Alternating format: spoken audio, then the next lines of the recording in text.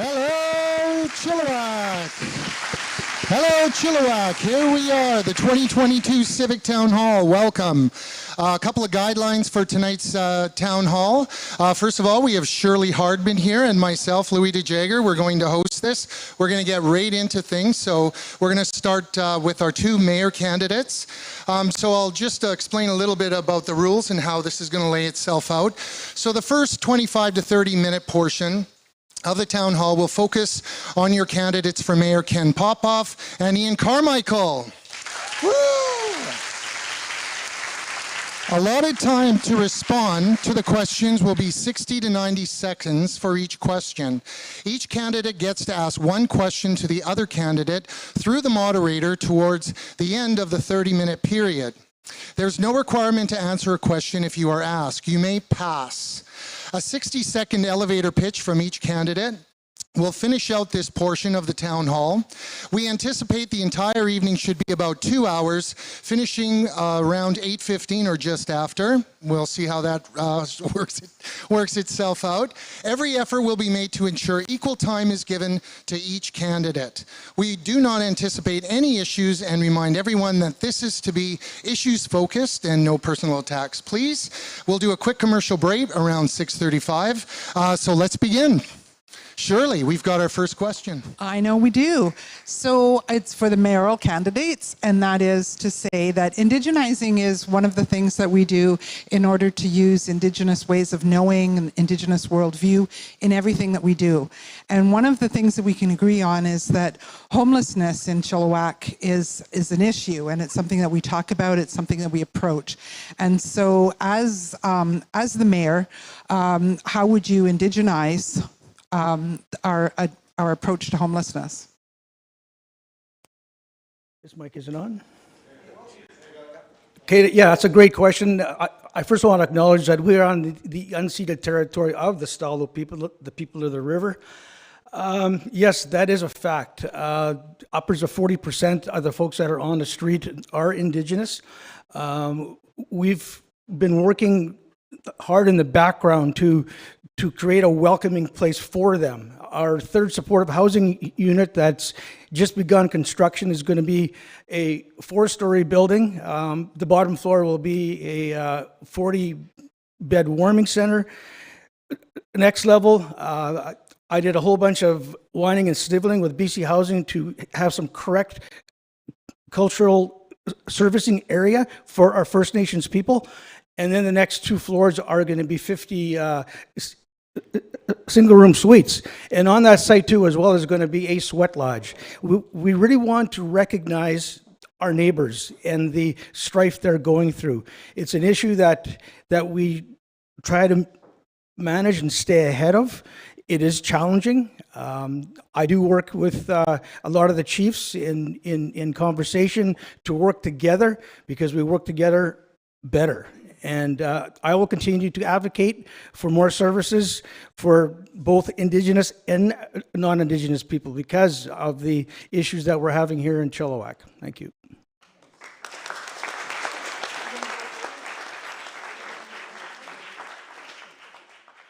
Yeah, good evening, ladies and gentlemen. My name's Ian Carmichael. I'm running for mayor. And yeah, this is a really good question, and I want to thank you for hosting this event, and also acknowledge that we are gathered here today on the unceded traditional and ancestral territories of the Stolos people. And yeah, indigenizing the response for the homeless. There are things that we can do, and some of them are process, and process actually matters. As mayor, one of the first things that I want to acknowledge is that I'm the envoy or the diplomat for the city of Chilliwack. And I acknowledge that we have distinct, sovereign Indigenous communities within our boundaries that we have to build formal relationships on a government-to-government basis with. That is one of the things that I will try to bring to the City Hall.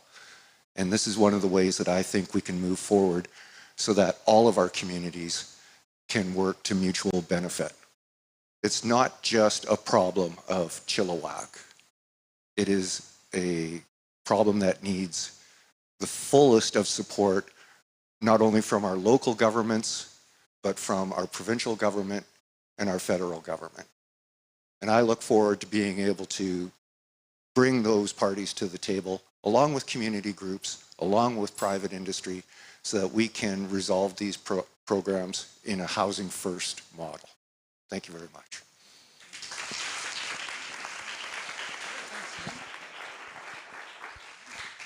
Great, thanks very much. There we go. Great. Thanks very much. Great answers. That cultural component is so important.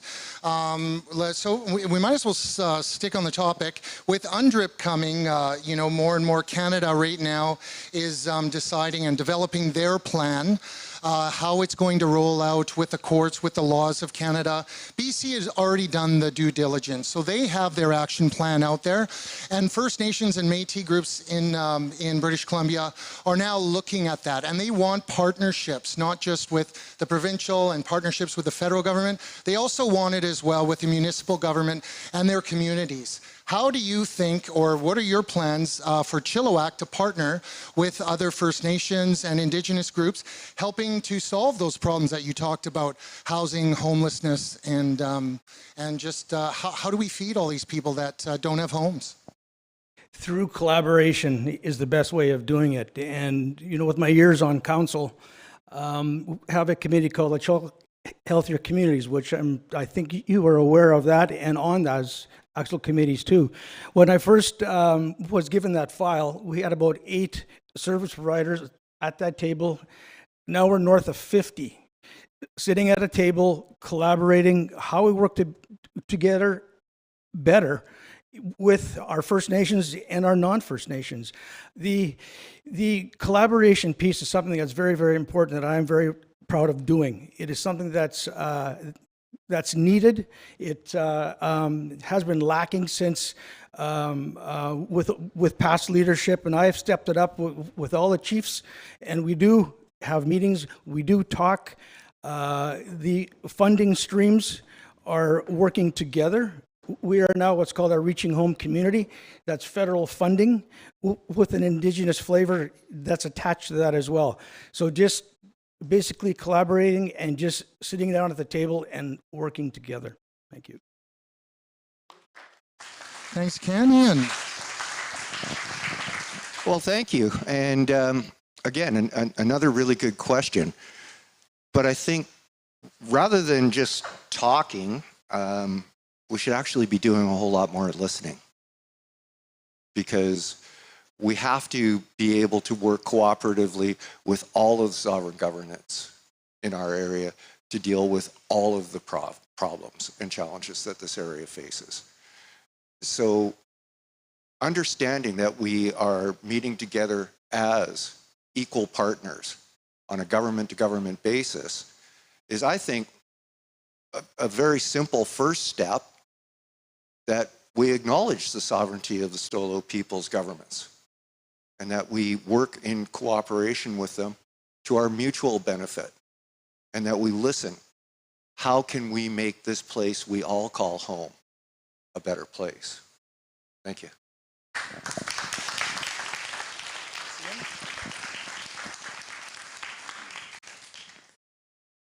Question in the audience from Chelsea Cromarty. Can you ask your question number 2, please? Where are you, Chelsea? Yeah. Okay. Two.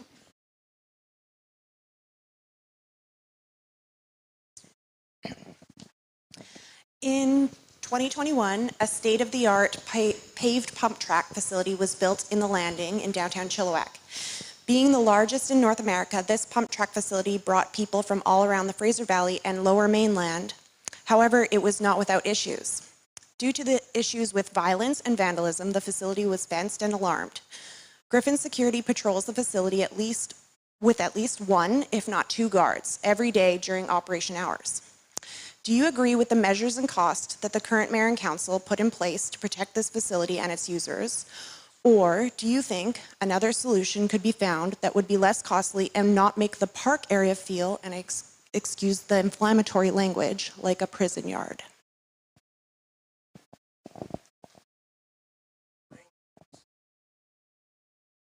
Start off, I don't think my mic's working, but I'll just talk loud. Oh, there it goes. When we first established that pump track, built it, opened it up, we were obviously hoping for the best, but it didn't turn out the way. There was vandalism that happened there. There was a lot of bullying that was going on. Again, we built this for everybody, but in every community, there's a handful of, folks that, frankly, just don't care. And we took the measures that we took. Yes, there was a cost attached to it, but it's worked out well. Through Griffin Security, they also had a helmet program as well, because kids would show up with their bikes and no helmets. That's not safe. That's a safety issue that they addressed. We all added to the actual funding to that as well. But it is the largest track in North America. There's a small company called Red Bull, I think, is going to be doing an event there. We also added another track beside it for our youngsters, our the beginner riders, and that's worked out well too, because we were having troubles with the inexperienced were riding with the experienced. So we were trying to slow down people getting hit and that sort of thing. So it definitely is a cost that we incurred, but it's a good cost, I believe. Great. Thanks very much, Ken. Ian,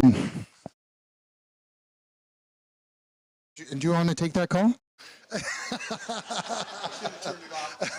That's okay. Some of the things that we've seen in the last 4 years in our community is an upsurge in community. And I say that specifically around the Five Corners downtown area. We've had local people that have taken it upon themselves to just bring beauty to our downtown core. I'd like to thank the organizers of the Mural Festival and the hard work that they've put in that has actually helped reduce crime in the area. This is what's called crime reduction by environmental design. And it is very effective. I think there are aspects of this that we can employ in greater effect throughout our communities, because Chilliwack's not just a single community, it's the community of communities. And we can help reduce the crime in our community by looking at a broad spectrum of environmental, social, and law enforcement options. So thank you very much. Great, thanks very much, Ian. Yep. So I have another question. This one comes from Facebook. I saw Lisa outside. She wasn't able to come tonight, but she did put a question on Facebook. The Chilliwack Firefighters Association, Local 2826, says, our fire department is desperately underfunded. If elected, would you hire the additional 60 full-time firefighters that the Firefighters Association says Chilliwack needs? And will you equip and train them? And if you're an incumbent, why haven't you worked on this already?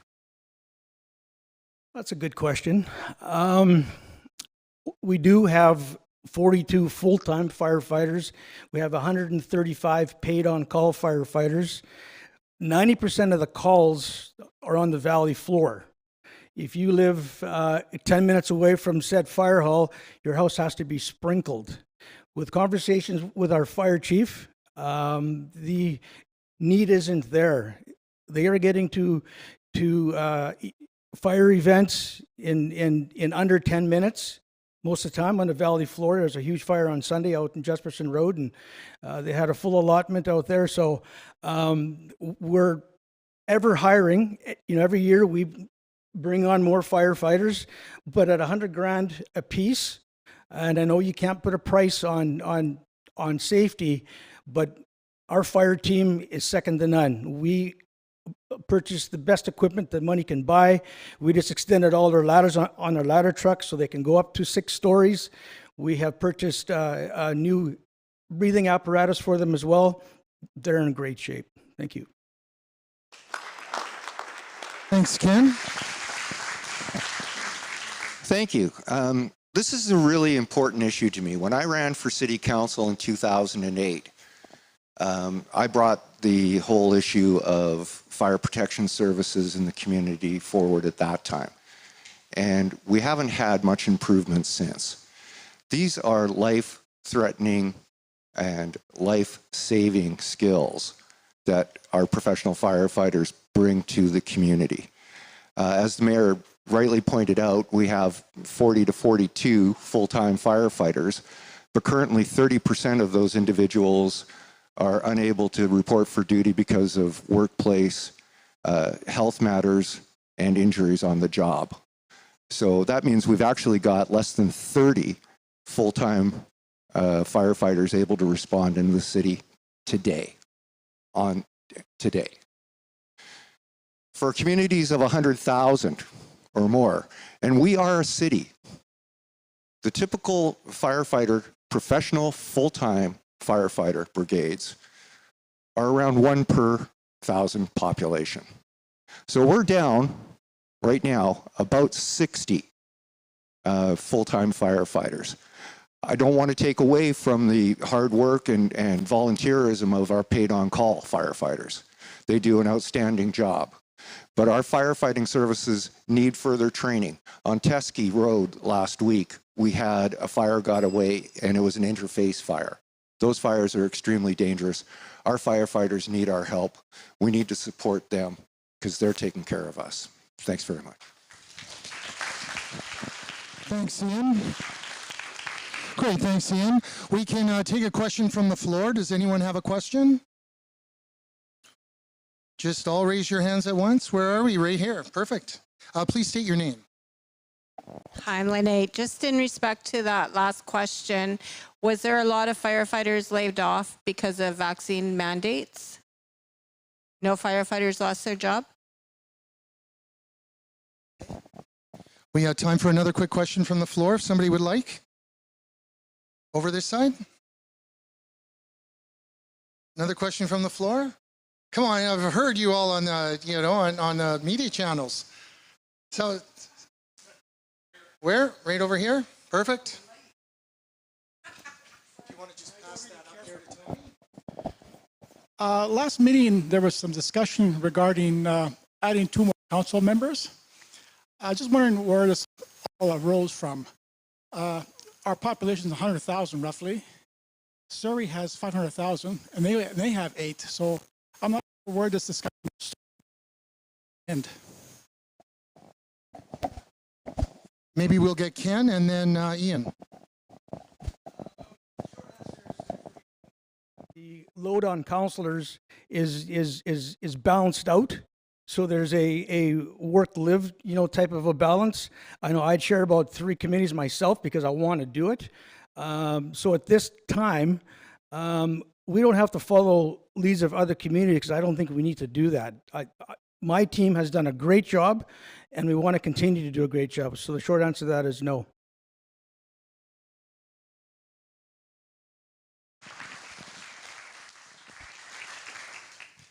That's a great question. And it's a question that's been asked in this community now for 30 years. Why hasn't Chilliwack followed the community charter and raised its council representative from 6 till 8? For 30 years, successive councils have had the opportunity to do that, and they have refused to do it. You'll have to ask them why. I don't know. They tell us that they are quite capable of handling the workload. But in a community of 100,000, when the majority of your council members are individuals that have their own private small businesses and can attend town hall or city hall public meetings that they schedule for 2 o'clock in the afternoon because it's convenient for them. I'm not sure that this is the example that we want to be leading to our citizens who want to participate in our democracy and want access to our democracy. So I think that 2 more councillors will not only provide us the opportunity to get more work done at City Hall, it will also allow us the opportunity to diversify our representation at City Hall, allowing the opportunity for us to remove barriers so that men, women, and people of diverse backgrounds will be able to work for the community that they love. Thank you very much. Shirley, you had a question. Every candidate's favorite question. So what is the biggest single issue that we face in Chilliwack, and what is your plan to address that? Yeah, that is a loaded question. You know, a city is a business. It's got its social issues, it's got its operations issues, it's got its admin issues that we have all worked together as a team to make Chilliwack a great place to live. I think the single most issue is the one that we've talked about already, is the homelessness, and that's what we see out there. We put together a security plan that Councillor Mercer chaired that committee, and I hope he can talk about it when he's actually chatting. We had folks from the RCMP, the prosecution, school board, on and on and on to try to work together to stay on top of this. It's tough to bring the province on board if they won't talk to us as well. But you know, there's not. Well, I guess the social side of the house is the most prevalent one that we can see. But there's things that are ongoing that I'm very, very proud of to have a good handle on with the team that I've had for the past 4 years. Thank you.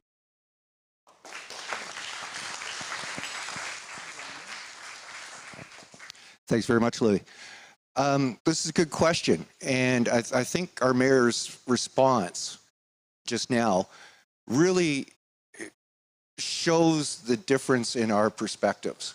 I don't see city government as a business. I see city government as a service provider to the citizens of Chilliwack, and all the citizens of Chilliwack, be they poor, homeless, marginalized, drug addicted, suffering with mental illness. We have to take care of all of our citizens. And we know that businesses aren't in the business of dealing with those problems.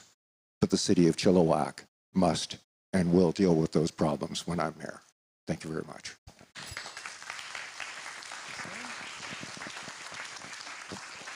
Shirley, you have a question on Facebook there that came in? We have a live Facebook question from Xavier. He says, what are the plans to improve the public transit in the short term, bus, and plans to eventually add rail? Your opinions on that, please. Well, I know that BC Transit had a spending freeze. I believe that was 2022, 23, something like that. So there has been no expansion from that point of view. We are certainly looking at the actual handy dart. That's a very important role for our seniors to get around.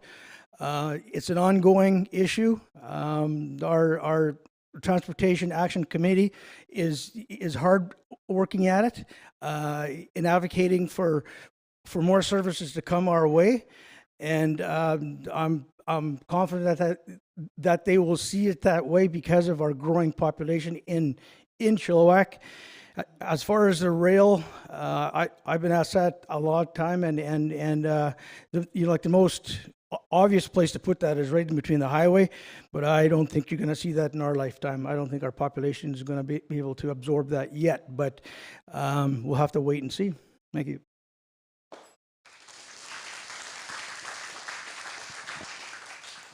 This is a good question.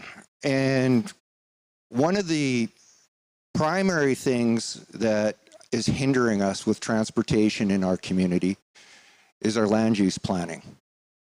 Our urban containment zone on the valley floor is now at full occupancy. And you don't have to take my word for that. Mayor Clint Hames put that to the mayor a week ago on his television program, Chilliwack Now. And our mayor response to that was that the Agricultural Land Commission wasn't allowing him to expand the city into agricultural lands. And I go, well, that's their job to do that, prevent you from doing that, because we have to protect our agricultural lands. And the mayor then said that developers aren't going to build high-rises in Chilliwack because it's too darn expensive. And I thought about that, and you know, I think Richmond has some pretty tough building conditions for high-rises in their delta, in their river bottom, and they don't seem to have any problem not only building those things but attracting the developers to do that. So I'm not really fond on taking advice from developers. And I think Chilliwack has to be asking the question at the table when we talk to developers, what is in this for the people of Chilliwack?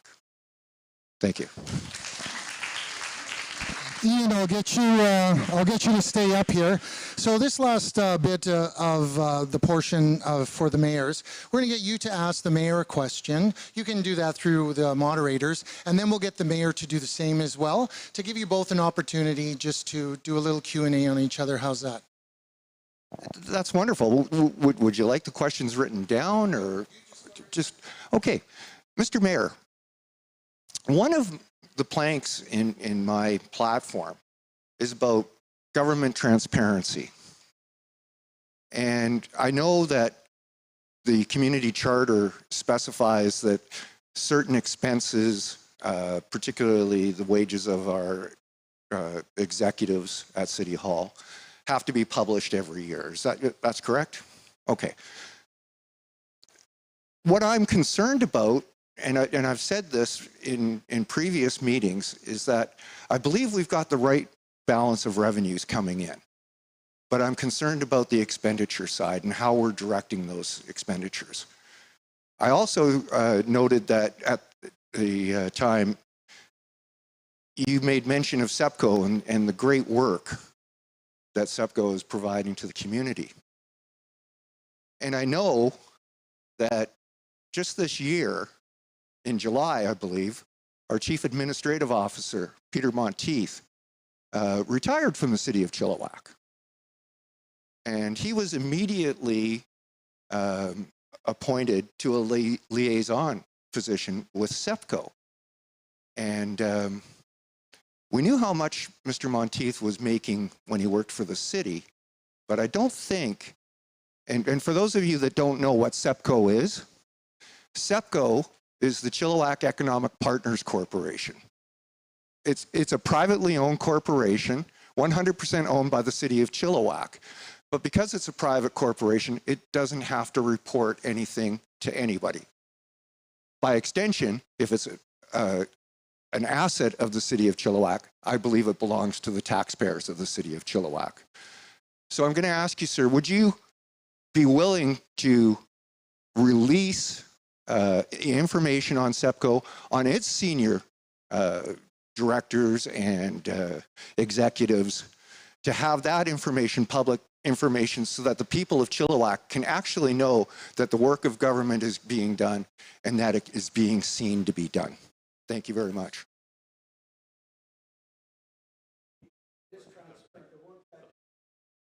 The work that SEPCO done is second to none. There's other communities in the valley that are taking our actual model and making it work for their actual communities. one being Abbotsford. Peter Monteith was with the city of Chilliwack for many years. He has many connections, and his role is until May, and he is liaisoning with Brian Coombs, the president of SEPCO, to move Chilliwack through his connections into a better place, to attract business, to retain business. Your question about the expenditure side, well, we have what's called a CMP. It's a 10-year plan that we put together at budget time, and we carry no debt.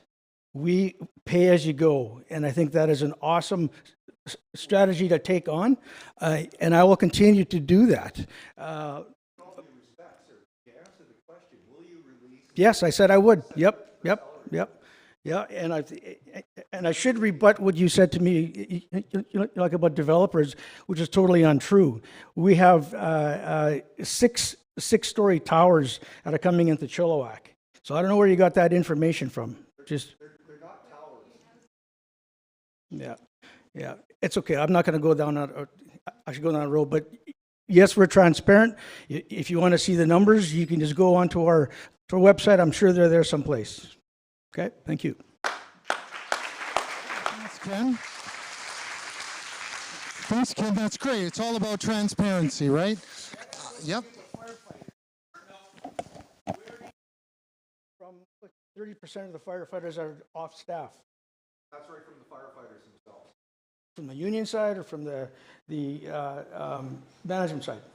That is from the men and women that are out there on the front lines dealing with the situation as they see it today. Yeah, you probably should have done some fact checking on that, because that's not true. And as far as the mental health services that we provide to them, it is top notch, second to none. And I know it because I didn't say anything about mental health. But I wanted to put that in there too, because you kind of alluded that as well. So your facts are coming from where? From the frontline workers. Okay. They reached out to me. Okay. Thank you for the answer. Thank you. Great, thank you. So this is the closing part now. We'll get each of the candidates to do a little elevator pitch on why you should vote for them. And we'll start with Ian. Okay, elevator pitch, under a minute. We know that the last 40 years of city councils have got us to the point where we are today. What I'm asking for is you to think forward the next 40 years. We know that we've got rapid changes coming to our economy, to our social, economic, and climatic and environmental aspects of our city. Is the path that got us to this point today going to be the path that is going to successfully steer us through to the next 40 years? I say there is a pretty clear indication, and there's a pretty clear choice as to who has the best interest of the community going forward for the next 40 years. I would respectfully ask that you support me and the people that are working for our future by voting on October 15th for Ian Carmichael. Thank you very much. Ken. And through my leadership, this past couple of years has been one of the worst, times for Chilliwack, but we all banded together through our 2 feet of rain, through our heat experience that we had, forest fires. We all worked as a team. And I'm proud of being a team leader. I work with my council. We all sit down, we hash things out to move in the right direction. Our admin staff, our operation staff, second to none. You got to admit that Chilliwack's had some major changes in this 4-year term that we had, with infrastructure, with redevelopment of downtown, and the ongoing infrastructure that we are going to continue to do to make Chilliwack a great place to live. So on October 15th, I respectfully ask for your vote. Thank you. Big applause. Great. Thank you so much, Ken. Thank you so much, Ian. That ends our this portion of the town hall. So big round of applause again. We'll take a quick break, and we'll come back with the councilors right after this. Awesome.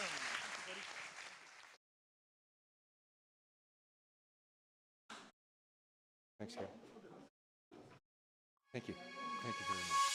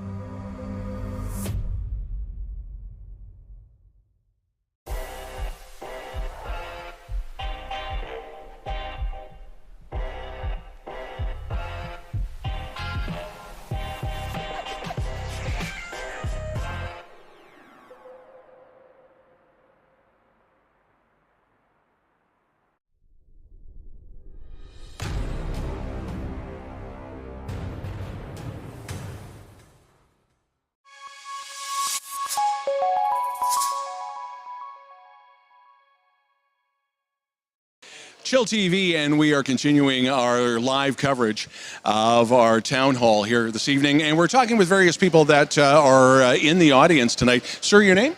Lyle Simpson. Lyle, how do you feel about, have you done these before? Have you gone to campaign events like this before? I have, but not in Chilliwack. Not in Chilliwack. Whereabouts? No. In Vancouver. Okay, my old stomping grounds.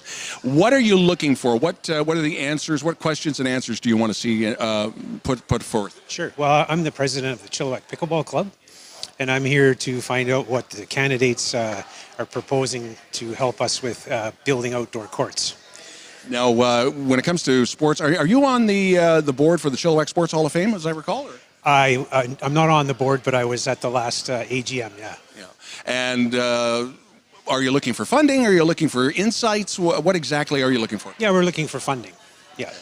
The big thing with Chilliwack over the last few months has been not so much pickleball, but it has been outdoor racing, pump tracks and stuff like that.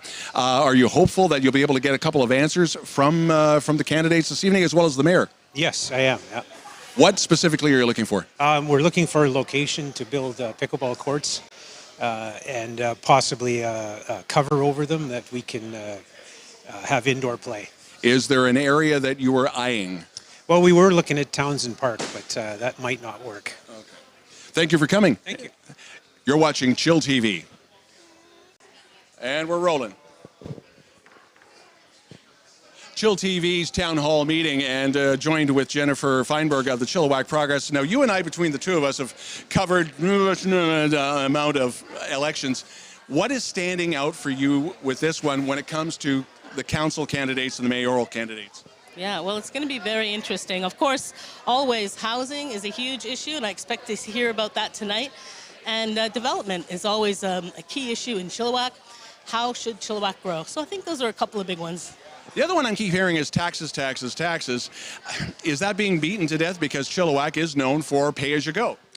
Pay-as-you-go, but not only that, but the lowest tax rate, both residential and business multiplier in the Lower Mainland. So I don't really think it's about that. It's more about how do we spend that tax money.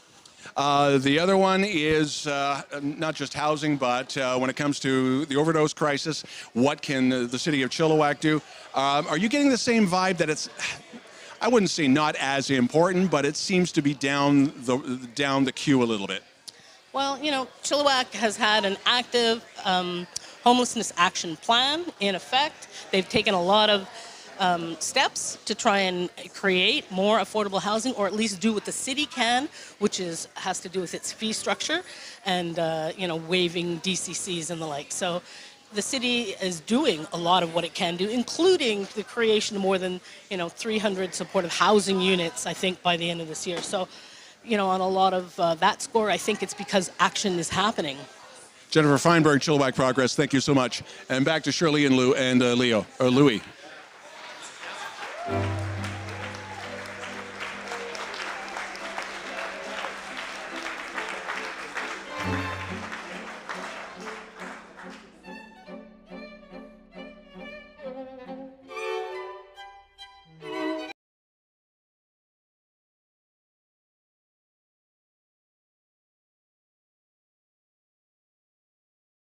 We're on a dawn interview, are we not?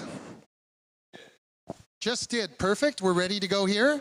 Excellent. Big round of applause. We're back. Okay. Just a little delayed, but we're back. So thanks, everybody.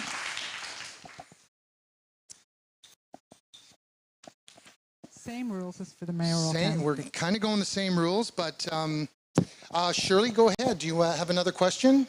Yep. We're going to give you guys a little bit shorter time than we gave the mayors. I don't know why that is, but I've never been a mayoral candidate, so I don't know. You were here, you saw the first question's the hardest question. So this came from Anonymous. It says, why is there absolutely no diversity and with the departure of Sue Knott, potentially, no women on council? Is this sustainable? 1, 2, 3. 1, 2, 3. These 3 candidates. Oh, yeah, here. I'll do everything.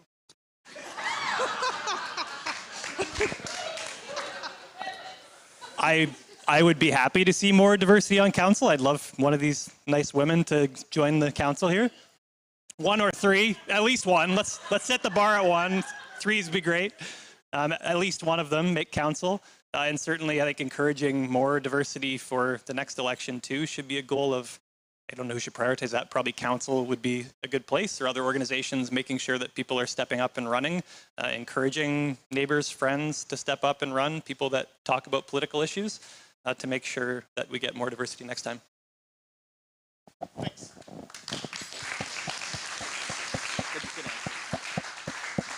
Hi, thanks for the question. Yeah, obviously in politics, it's male dominated and has been for years. We would love to see more women on council. I think that, the question has been, why don't we elect more women to council? Why aren't there more women that are candidates? I see there's some this year, that's great news. But we need to continue to have events. If anyone was aware of the Women in Politics event a little while ago, it was held by some of our leaders. DJ Pohl and Diane Jansen, I believe, was there, yes, and Margaret Commodore. And they're empowering women to seek those roles, educating them and supporting them in a different way so that over the years, more and more women come to these panels and are respected by our residents and getting elected. So I'm all for it, and I think that you guys are moving in the right direction, and I support all of you.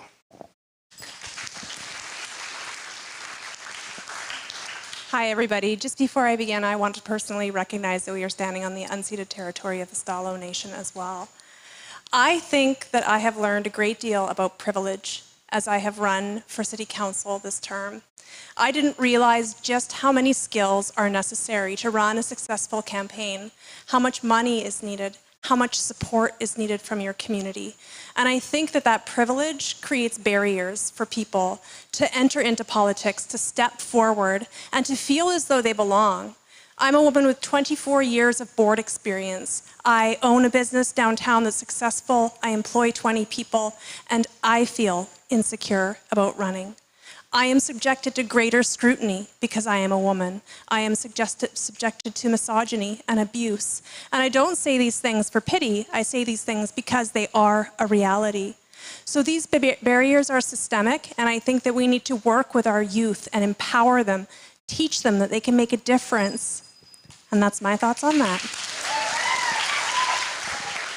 Great, thanks, Amber. So that was Brent, Bowker, and we had Jared Mumford, and of course, Amber Price. Now we're gonna go to this end and ask a question and get these 3 candidates to just quickly say your name first, because at the end, we're gonna do a little elevator pitch again. So go ahead, Shirley. So the questions don't get easier at the start. So if you could pick only one candidate to vote for council, not including yourself, who would you pick and why?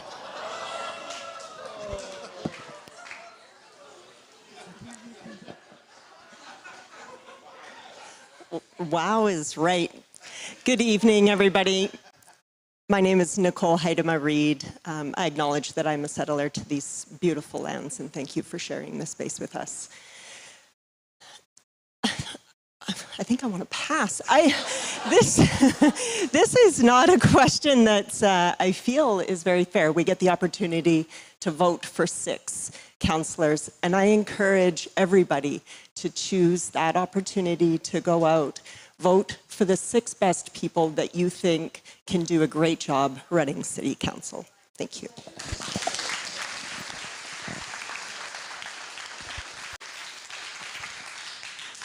Yeah, that's definitely a tough question, but if I'm put on the spot, I think I'll take a jab. I think I would endorse Jeffrey Shields here because he's good at the numbers, and lots of times when it's budget time, we're kind of looking at all these numbers and you're just like, whoa, it's a little overwhelming, but it's nice to have someone like Jeffrey on the board that you can run things over. So I think you owe me, Jeff.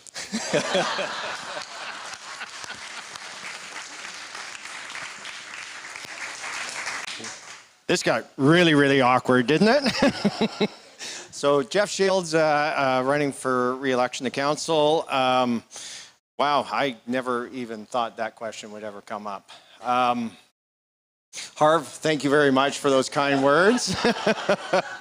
But that's the beauty of where we are, is the fact that we can have 6 councillors here with 6 very diverse personalities, diverse views of point, diverse skills, diverse knowledge, diverse experience. So we aren't put in that position. So, my current council, they're all wonderful. They're great. I would, if I could do 1/5 to each of them, does that work maybe? But yeah, I can't answer that. I'm not going to pass, but that's kind of how I feel about it. Thank you. Great, good job. We'll have the 4 remaining candidates answer the next question. Politics have become increasingly divisive in North America over the past 4 years, with dissension creeping into city councils and school boards. How are you prepared to mitigate divisive politics entering our municipality as a councillor? Bud Mercer. That'd be me. And I am too acknowledge that I am on the Stolo unceded territory of the Stolo people of the river. Thank you. I've worked for 30 years, 40 years in public safety. In my last job, I had over 16,000 people. I lead with integrity. I treat everybody the same. I look after the people who work for me. I follow the very simple rules of business and being a human being, is to treat someone as I want them to treat me. I don't get myself involved in the dirty politics. I always rely on the facts. I follow the facts like it was evidence. That's where it takes me. And I don't get myself involved in the smut and the dirt. And I think when you do that, people will follow. I don't think anybody loves dirty politics. But once you step your toe in it, it's like a disease and it's going to take over. Thank you.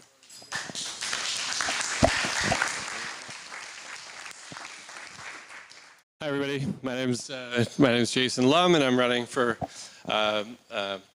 City Council. This is, if I'm successful, this will be my 4th term. I've served 3 already for you. I think you lead by example, and I'm always somebody who's actively seeked out other ideas and opposing ideas and differing opinions and views, and tried to learn from those who would maybe sit proverbially across the table from me. And I think it's when you seek out and look at those other points of views and you try and learn about what motivates other people that you help educate your own worldview and your own ideas. And you also challenge some of them too, because one of the things that I think I've learned in this role is that it's okay not to be right all the time. I think there's a high expectation from the public that politicians must always be right. They should never admit when they're wrong. They should never correct course. And that's just factually incorrect. If you're wrong, you should admit it. You should go back to the public and you should admit it. You should go back to your peers and you should admit it. You should seek out those ideas and those different opinions that help form a better outcome. And I think that's something that I've worked hard to do. So, thanks.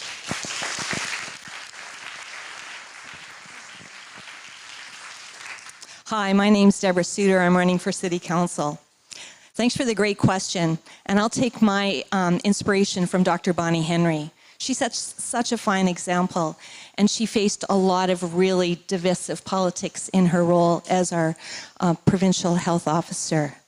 We need to understand that the people on the other side that don't seem to be agreeing with us have a story that we might not understand. And I agree with Jason on that part, is listening, finding out what could that be. Maybe I can benefit from it. But I will not tolerate poor behavior. I'm just sorry about that.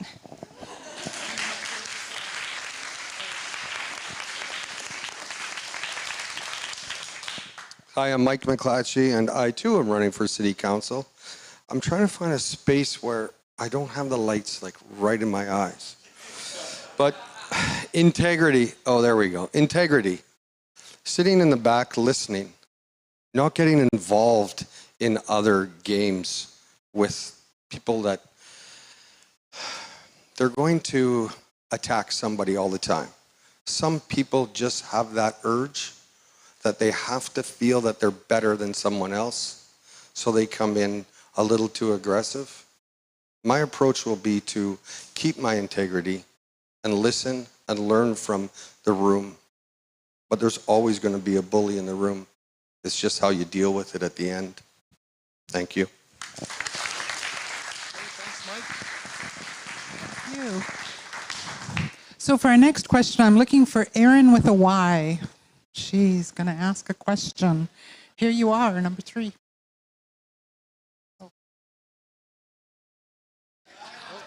I don't play well with others.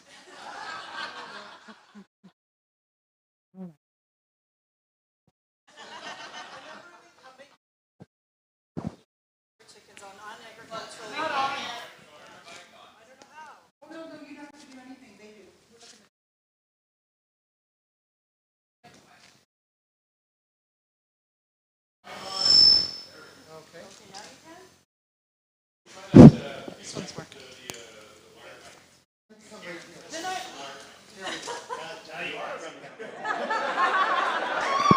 All right. I never thought this was going to happen, you guys. I'm really nervous right now. So if you guys don't know, I'm interested in chicken, and I asked all of the councillors about backyard chickens in Chilliwack. And so a number of incumbent councillors only support keeping backyard chickens on non-agricultural lots through the temporary use permit process. They indicate this is desirable because it allows neighbour to approve the use. The TUP process and requiring neighbour support is problematic for a myriad of reasons. The first reason is that requiring your neighbour's approval to keep hens is problematic. It can lead to animosity and tension between neighbours, dividing neighbourhoods. In addition, a neighbor may not understand what it might mean to live next to backyard hens and would therefore be unqualified to render an opinion about if they should be allowed on someone else's property. Finally, seeking neighbor approval discriminates against new residents who may not know their neighbors. The second is that TUPs by definition are temporary. They are granted for 3 years, which is shorter than the lifespan of your average backyard hen. Finally, the process to get a TUP is expensive and an inefficient use of city resources. The applicant must pay $400 to apply for a temporary use permit with no certainty for approval. The approval process then uses valuable staff time preparing for the decision and then requires all the councillors, the mayor, and the applicant to discuss the application at a council meeting. So I've pointed out some obvious negative consequences of this process for urban hen approval.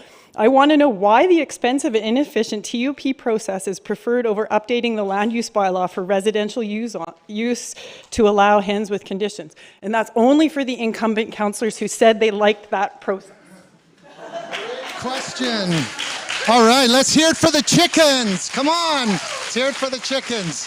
Brent, we'll go 4 down this way. Do you want to limit it to incumbents? I can answer, only but... incumbents?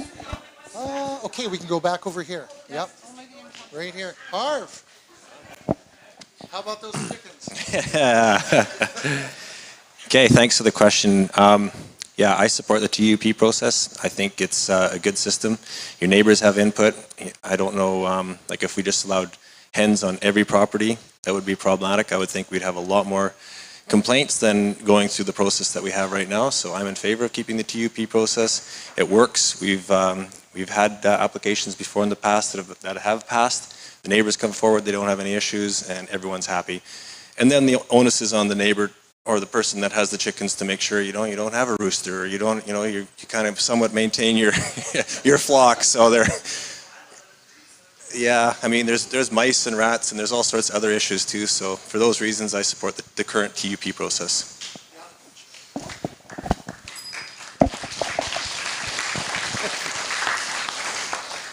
Thank you for bringing that question up, Aaron. I knew it was, as soon as I seen you here, I knew it was coming.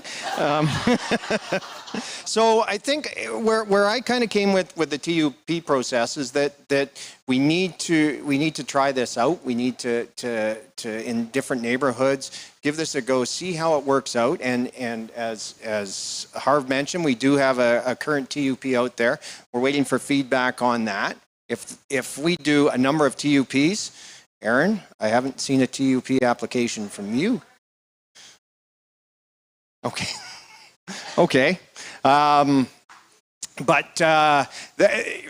my regard, it's trying it out in the neighborhoods and getting the feedback from the public. It's not something that everybody is going to want in their neighborhood. So that's why you don't want to immediately put a bylaw through that a majority of citizens aren't in favor of. So this is a good way of trying it out.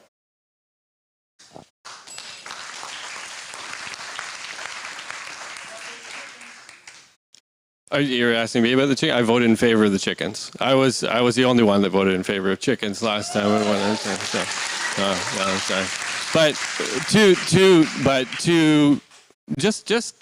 To play devil's advocate with myself, I guess. If the TUP process is something that is the best vehicle that we have right now, there's nothing preventing council from looking at that process itself and kind of crafting it to remove some of the barriers that Aaron kind of pointed out. So, I mean, I hear what both Harv and Jeff said, and maybe there's a middle path where we could look at removing some of the barriers that exist within the TUP program itself, while still keeping the neighbors on side, or helping to keep the neighbors on side, but realizing some of the points that were brought up around neighbors who might be new to the neighborhood and not have those relationships in place, like longstanding neighbors that might. But you know what? I don't. There was a lot of concerns that were brought up around backyard chickens, and we didn't hear anything from the first TUP. And I think a pilot we could look at going forward.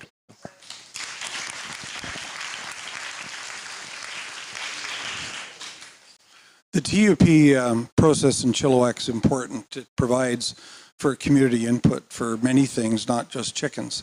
If a neighbor wants more dogs or cats and a kennel facility that's not allowed in the bylaw, it gives the neighborhood the opportunity to have input, whether there's a fit for the community, the neighborhood that they live in. I have absolutely no issue with chickens in backyards. However, I think I'm in the minority. The TUP offers the opportunity for your neighbors to have input. That said, every time a TUP crosses our desk, the first questions I've asked of bylaw is, has there been any complaints? And the minute bylaw says, no, there's been absolutely no complaints, we haven't heard a darn thing, it opens the door for a different process to be followed, because we've learned from the TUP that it's not the end of the world. And I think there's an opportunity moving forward, that's for sure. Great, thanks, Bud. We're going to go from over to the left here. A question from Valerie O'Connell. Why should I vote for you, and how do you intend to make a difference with the city of Chilliwack? Brent.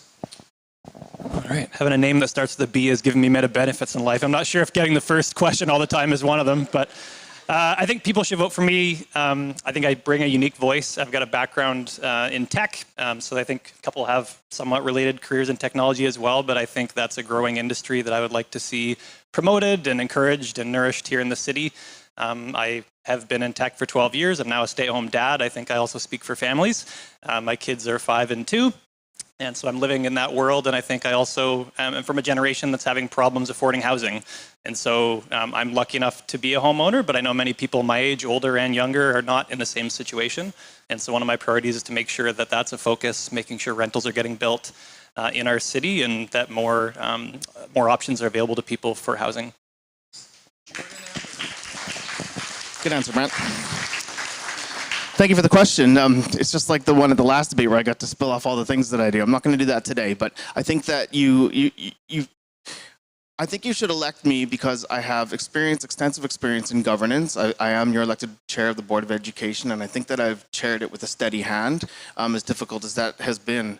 A lot of the questions today are about social issues, and I am the co-chair of CHC, and this Chilliwack Healthier Communities deals with the social issues prevalent in our town, and as part of the operational strategy working group, we actually do the research to find out what the key priorities are. So we're doing that work right now, and we'll create a strategic plan over the next 3 years on the key focuses. It might be the overdose crisis, it might be homelessness, it might be housing barriers, it might be affordability and food security and those types of things. So I'm very well versed in all of those issues, and I'm also a prolific volunteer, and I've lived here all my life, so I do understand the community. I'm very approachable. I like to speak to the person who disagrees with me first and get to the bottom of it and find common ground. Thank you.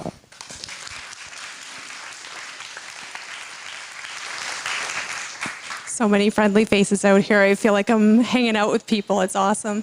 I have also extensive experience on boards, task groups, and committees. And over the past 24 years, I have found myself woven deep into the community of Chilliwack.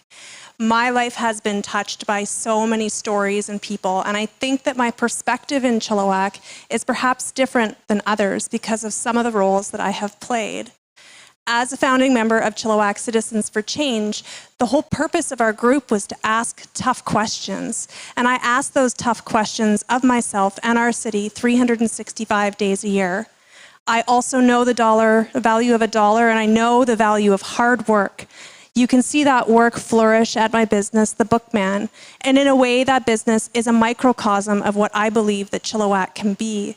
Somewhere where absolutely everyone belongs, where there is something for everyone, where everyone is welcome and safe. There's some of the reasons.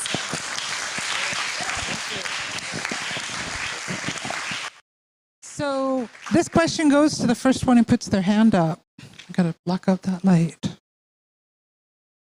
Yeah. Oh, well, then we got two questions, but that fellow right there was first. Sorry, Sean, I gotta play fair. So I just have a very simple, basic question. What role does City Council have in advocating for specific social causes? And if the city has a role in doing that, what are the criteria around that? What are the parameters? Is it wide open? Is it what 6 councillors deem important? Or is it, what are the criteria? You tell me. Shirley, how would you like to go down and do that? Mike?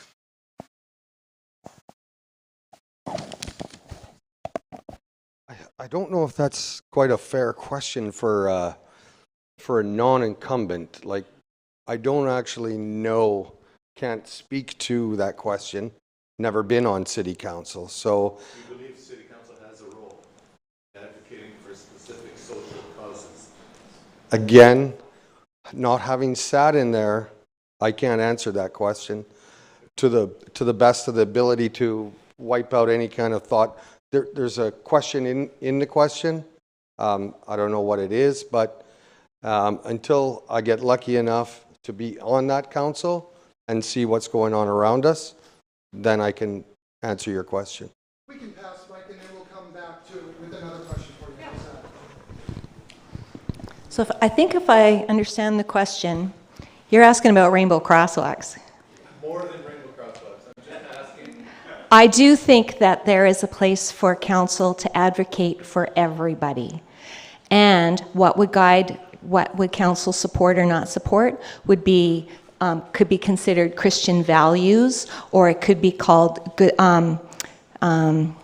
what's that one the golden rule, or it could be the 4-way test that the Rotary Club espouses. So you ask yourself, is it fair to everybody? Is it good and kind?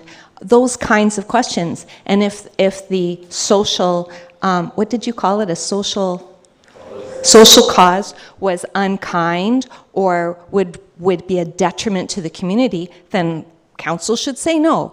And if it's going to uplift people and bring people together, then council should say yes.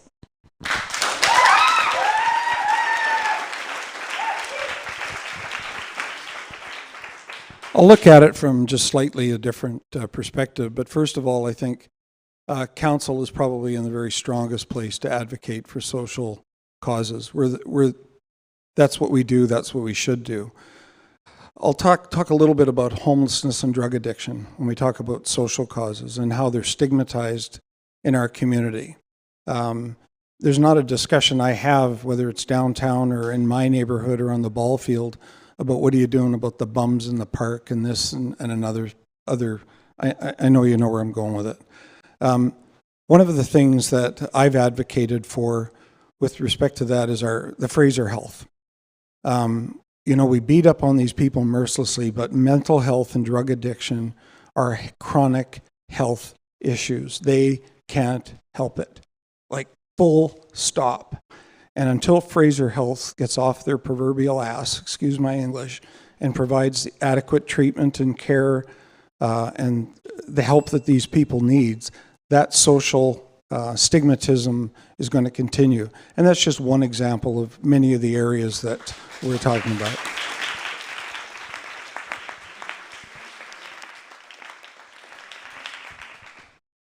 I think one of probably the least kind of well-known roles of council is to be advocates for a number of different causes. And there's ways that we can do so. And some of them are just through our own personal advocacy. Some of them are representing the objectives and measures of the city and the citizens that vote us in here. So you're voting in a council, you understand, or I hope you'll get to know some of our personal values and the things that we advocate for. And the people that are voted in around that table, you can expect to go to bat for some of those issues that are important to them, but also reflected in the citizens of Chilliwack that put them there. Different councils will reflect different values, and I think it's important to understand where and when and how you can advocate. You know, Councillor Mercer gave a good example of how we advocate to the province with the need for additional services around social issues. Debra mentioned some of the ways we can advocate for diversity, inclusion, and accessibility. And I think there's no one-size-fits-all kind of answer.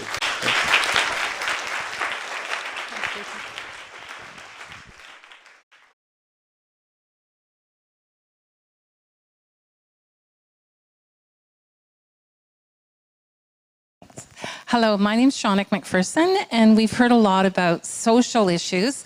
I would like to hear something about environmental sustainability issues.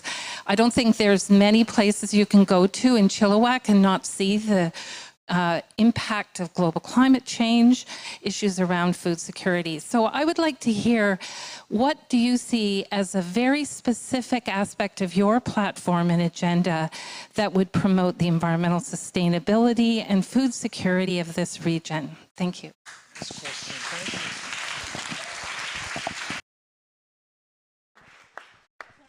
Oh, you can't bring it any closer. Okay. Well, thank you very much for the question back there. I hope you don't mind. I'm going to face this way. That's fine. I've always been kind of the environmental. I'm not the environmental guy, but my old saying for years and years was, if you're not part of the solution, you're part of the problem. I think the city has a very important role in working towards making our environment, towards looking at climate change and doing our part. There's small parts that can be done. There's large parts that can be done. Right now, we've sort of jumped ahead of the curve with the fast food and the non-reusable food items, but there's so much more we can do with. Oh, sorry, sorry.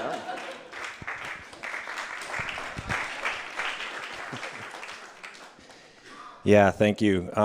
Food security is a huge issue, obviously, and I'm co-chair of the Community Advisory Board, and with that we deal with money that the federal government gives us to deal with homelessness and food insecurity and that sort of thing. One of the things that we've done is partnered up with the different service providers, and we got like the food hub. So that's a good step in the right direction, which all food or all service organizations can access. And then with regards to the environmental plan, the city recently adopted the climate action plan, so we're working at implementing that. So we're making a commitment to all the operations, light duty fleet trucks to convert to electric by 2030. We're capturing waste from the Coliseum, and we're using that to. And these things, they seem like they're small things, and they are, but we do have a game plan, and we are working toward implementing it. So yeah, we're step code for all new buildings. We're adopting that at the end of this year, which will mean a 20% increase in efficiency of all new homes. Thanks. Thanks, Shaunak, for your question. I'm also going to turn my back to you, not intentionally. So thank you for that. I also have been reading recently on the Community Climate Action Plan, and so, of course, fully support what the city has put together there, although I think we need to do it quicker than what the city has projected. But I think that's going to be one person that can start. And then we're going to lead to, it takes a village to grow this and continue it to move forward. We also need to look at our transportation plan and how we're building small communities that can stay and cycle and travel within their own spaces to reduce the emissions that we're producing. And then finally, food security, such an important piece just for everybody to maintain their ability to go to work and be able to eat affordably, and also to be able to support their families and make sure that everybody is able to live a healthy, sustainable life.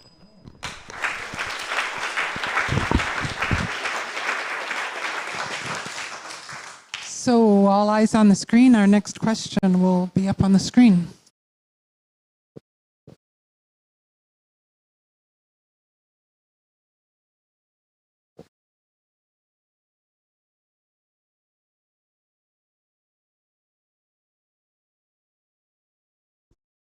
Oh, hot seat again. Awesome.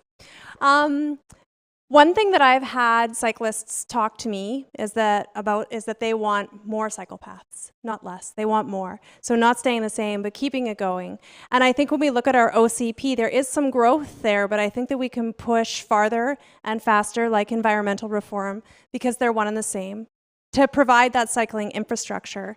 And I also think it's really important that we look at how we are maintaining the infrastructure that we put in. It's all very well and good to put that infrastructure in, but if our street sweepers aren't stopping and getting out and sweeping behind the pylons that are at crosswalks, everybody's going to run across big amounts of gravel back there. So I think it's about pushing forward. It's about connecting with our cycling groups and ensuring that they have a great seat at the table at our Parks and Trails Committee, that we're connecting with those groups, hearing what they want, supporting them, and ensuring that everybody who wants to cycle can do so safely all around our city. Thank you.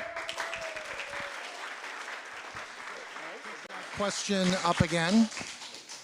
If we could just put the question up on the screen just one more time, just in case we have anyone who's sight impaired at home. We just want to make sure they understand the question there. Is there any plan to improve the infrastructure for cyclists, especially with regards to safety, paths separate from car traffic? Mike. Once again, I get another question that the incumbents would know better. You're asking if there's already a plan. Well, trying to get in, I don't know what the plan is.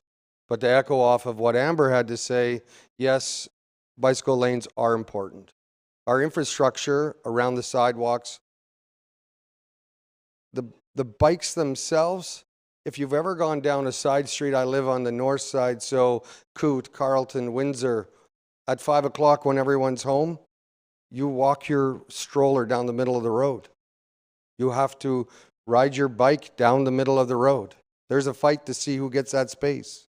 And it's not cyclists, and it's not pedestrians. So my whole platform is based on improving our infrastructure going down the road. So our kids, grandkids, and so on will be able to walk, ride in a stroller safely down all of our streets.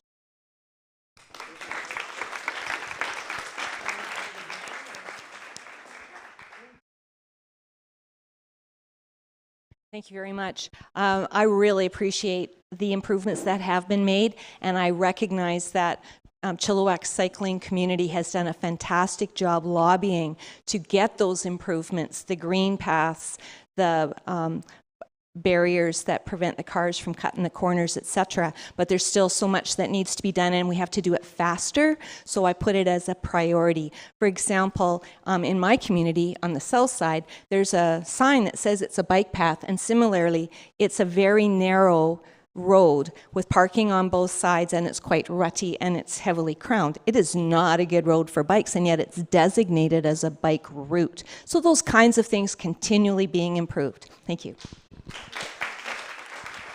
We'll go to Bud. Thank you. The Cycle Vision Plan was adopted in 2017. The total price tag for the Cycle Vision Plan, which was approved by council, is $30 million. We spend $1 million a year on bike paths. In addition to that, there's another $4 million for what we call low-hanging fruit. As we go through the Cycle Vision Plan year after year, there might be something that looks really great and we should do that, but it doesn't fit in the $1 million. And that $4 million pot is for pieces like that. That plan continues. I don't have the exact figures off the top of my head, but I think it's over 100 kilometers of roads, of cycle paths around the city. The plan is not going to stop with me, or I suspect the people I've been working with. It's a priority for us all. And most importantly, and more importantly, it's also part of the net zero carbon plan the city targets for 2030, and then it becomes mandatory for every community in the province by 2050. So rest assured, for me, Cycle Vision Plan is here to stay. The money's here to stay. It's not being redirected. It's committed to our bike paths. Great, thank you very much. That concludes this little bit. We're going to take another short break and we'll come right back. Big round of applause again for the candidates. Woo! We'll be right back.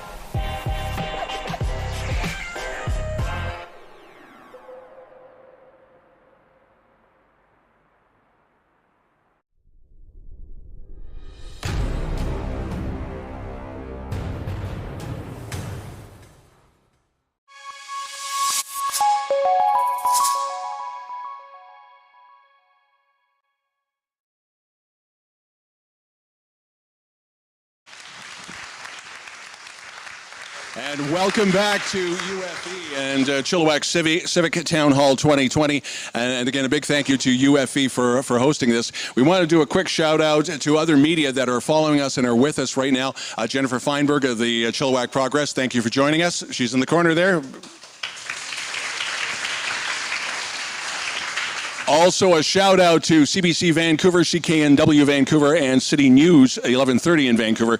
They're keeping an eye on us as well. Just a reminder, mail-in ballots should be in your hands within the next couple of days. There are a couple of deadlines you should be aware of, and that is October the 13th is the deadline to get those things in the mail. If you can, City Hall is asking that you personally deliver them so you know that they've gone through the mail system. Advanced voting opportunities are coming up at the Landing Sports Center. The first one is this Wednesday on October the 5th from 8 a.m. to 8 p.m. And then the second one will be October the 12th, again, 8 a.m.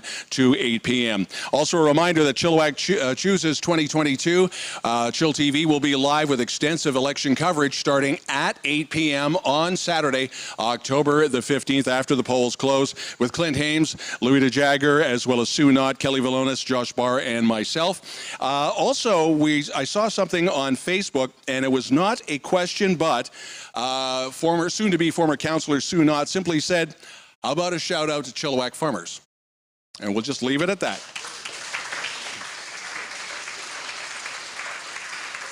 And back to Shirley and Louis. Thank you. Thank you for that commercial. So I have a question I'm going to ask all of you. So I had to wrestle with Louis on the break for this one, but I want to hear from all of you. A man named Murray Sinclair said that reconciliation, in simplest terms, is improving the relationship between Indigenous and non-Indigenous peoples in our country, in our communities. And so how do you see reconciliation being a part of the work that you're going to do going forward? Thank you. Thank you for that question. So reconciliation is extremely important to me.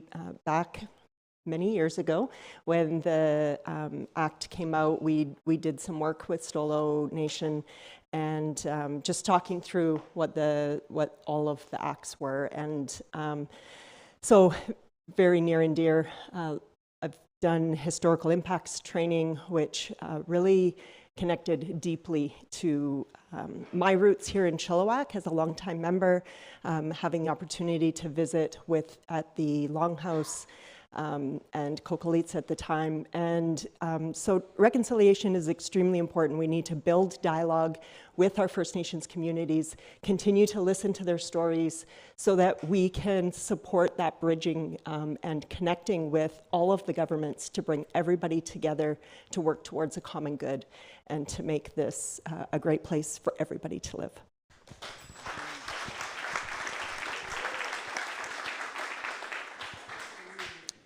Yeah, I think the best way to show that you appreciate and that you acknowledge reconciliation is by being a leader and by what you do. And so as a council, we've established some very good relationships with our First Nations communities that surround us.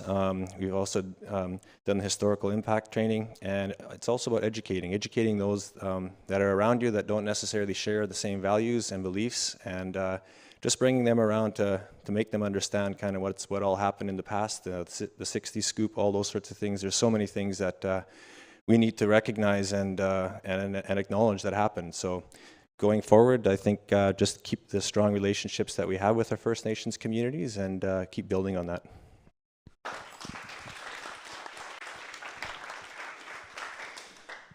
When I think of reconciliation, the first thing I think of is the part that usually comes before it is truth. And I think a lot of us understand that the truth of what we as a nation did to the Indigenous people. I'm a proud Canadian, but I'm not proud of what Canada did. And we need to accept that, and we need to take responsibility for it. Until we do that, the reconciliation part of it is going to be very difficult. At council table, as Harv mentioned, we've gone through the training. We realize that we accept what we've done in the past, and going forward, we're going to do everything we can to work with our First Nation people within Chilliwack. Chilliwack is very unique in that we have reserves that are intertwined in our community, unlike any other community in BC, probably in Canada. So it's very, very important that we work together, that we recognize that there are differences, and we're not going to become one community. We're going to be a number of communities.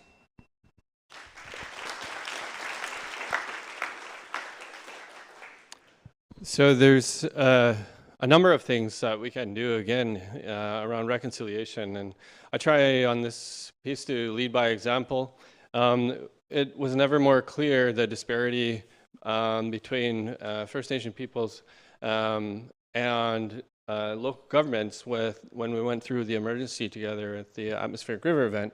And what became very clear was that there's clearly a disparity between response and the ability to respond and the resources that are available. So one of the things that I've been a part of is I've been really honored to co-chair Build Back Better Together, the first Indigenous and local government-led disaster response plan in the province of British Columbia, and I co-chair that along with Tribal Chief Tyrone McNeil. And what it is looking at disaster response, the inequity in disaster response, how we can work together, how we can support each other, and that to me is reconciliation in action. In addition to a lot of the things that have been pointed out around education, around understanding and ensuring that we don't repeat the wrongs of the past, the building of relationships, but this is a piece that I'm very proud of. It's something that we've never done before, and I'm proud to be a co-chair of it.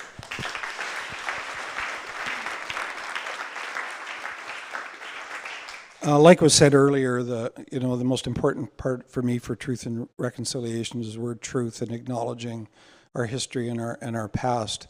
I'm blessed to be able to sit with the Indigenous leadership group where we continually look for opportunities to partner together, to build on each other's strengths and diversity, where we can introduce Indigenous elements into city developments and vice versa. It's a continual relationship. My good friend Derek Epp, who, by the way, when he was 5, asked my daughter to marry him. But I wasn't too worried about him at that time. He had a daughter this morning, by the way, or he had a child this morning. But when I asked him, I said, for the average person that comes to you and says, I'm confused, what can I do with reconciliation? And his answer was very clear. It's relationships. It's relationships and understanding the pain and suffering of the First Nations people, acknowledging it through truth, and moving forward. And that's how I lead my life and how I conduct myself at council.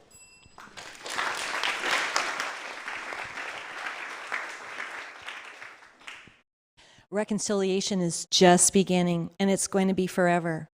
We're going to have to learn all the time. We've started some education. We're going to have to learn all the time, those of us who are non-Indigenous, about how we can be better neighbors. On the Orange Shirt Walk on Friday, it was just joyous to be arm in arm together and agreeing that we share this space and that we share some goals. I like the idea of City Council meeting with First Nations councils on a peer-to-peer basis, not unlike a Federation of British Columbia municipalities, leader to leader to leader, and have that friendly dialogue, question and answer, listening and acting.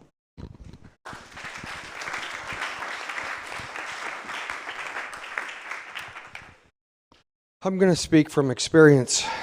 My personal roots in the Indigenous community go back to when I was, from when I was born.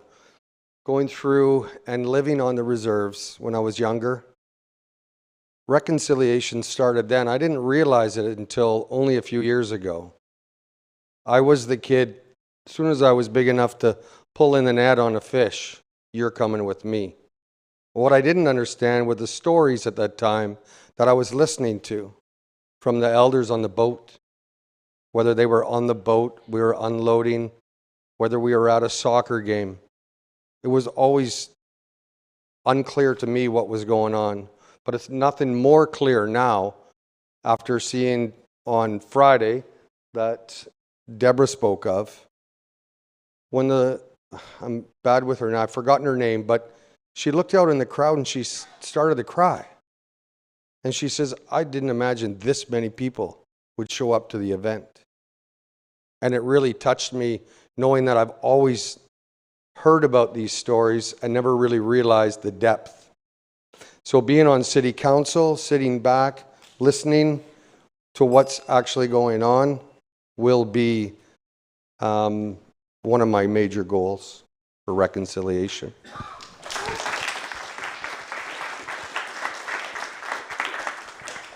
Thank you. I'm going to try not to cry because it's dear to my heart. I believe that reconciliation is a verb. It is in action. And when I want advice on how to engage in reconciliation, I ask my Indigenous friends. I seek their counsel, some of the wisest people in my life, some of the people who guide and shape my core philosophies and visions, my decisions, are Indigenous. That started in childhood with my mom teaching at Chehalis for many years and also being a tutor at Seabird. Truth was never not an aspect of our family. And I look at the leadership at the City of Chilliwack and I don't see Indigenous representation. And I spoke the other night at debates about the atmosphere that dissuades Indigenous people from sitting at tables of leadership, not as partners, but as members, because we are all sharing the same resources in Chilliwack, and it's imperative that Indigenous voices have seats of power. So for me, reconciliation is in action. It's in showing up, listening, and learning, but most of all, it's asking how we can support.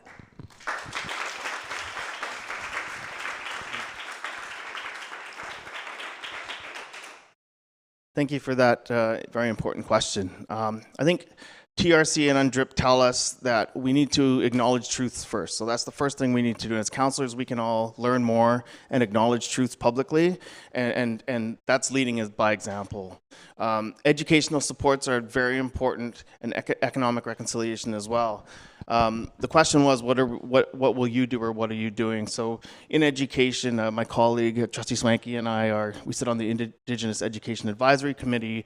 We've brought the 10 chiefs together to sign LEAs, which are local enhancement agreements to provide opportunities and supports for Indigenous communities. I sit on a committee with Dr. Gwen Point that is looking to get a friendship center here in the city, because as a city, we also have to make our city more welcoming. We have to create a sense of cultural belonging in order for these communities to rise up. And as far as economic reconciliation, I know earlier, Louis, you said that Indigenous communities are anxious to work economically with municipalities. And I would argue that some communities in our municipality are eager, and some, they're not there yet. And we need to go in and have conversations and break bread and make friends with those communities and see where they are on their route on their journey to economic prosperity. Thanks.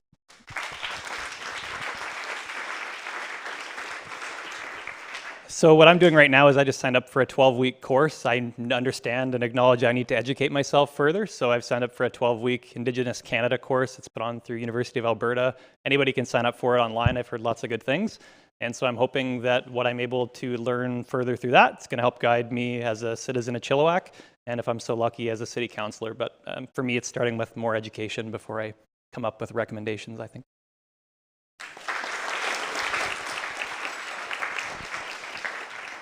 Thanks for doing this. See, Brent, I did that for you so that you could be last instead of first.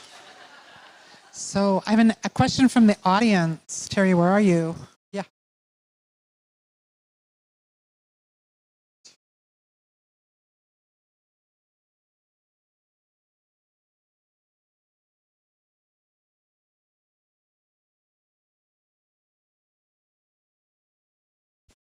Oh, it's a big one.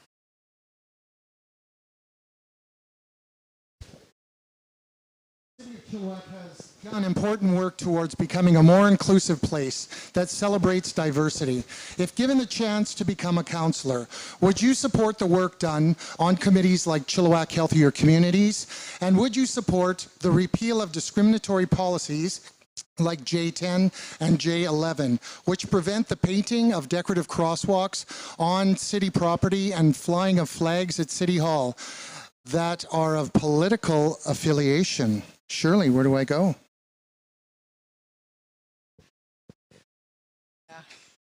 Jared. I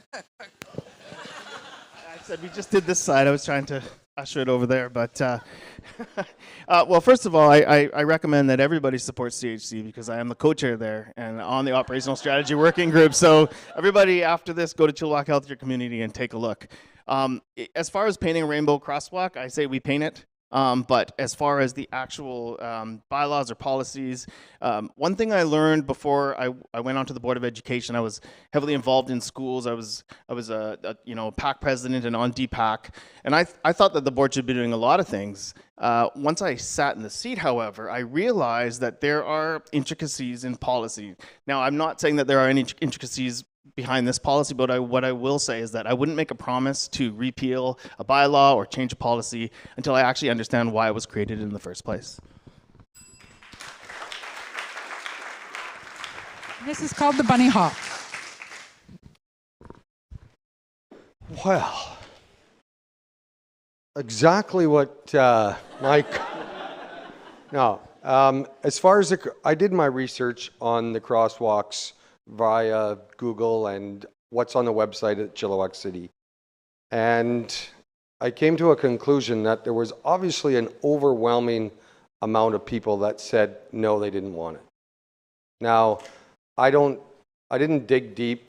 I wasn't part of the original crosswalk. It really had no bearing on what I was doing at the time. I was in the hospital dealing with a heart attack for at least 4 stints. At that time, I can personally tell you that the energy that was spent on that, I feel probably could have gone somewhere that would have been a little more productive. When I came back and I saw the banners up on the roads downtown, now I thought that was brilliant. It depicted the First Nations, and thank you. It's called the bunny hop. It's on? Thank you. I've said publicly all along I have nothing against Rainbow Crosswalk. I encourage them to be built on civic property or arts and culture center or parking lots, much like the First Nations people did in some of their properties around the city.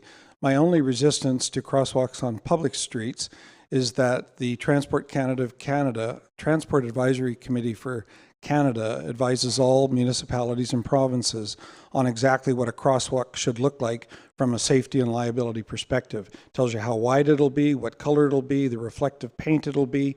I don't know why other cities are doing it, but what I will say, the Federation of Municipalities nationally and for British Columbia has asked Transport Canada to revisit that policy. And when Transport Canada does, and I expect they will in the near future, I think it should come back to council.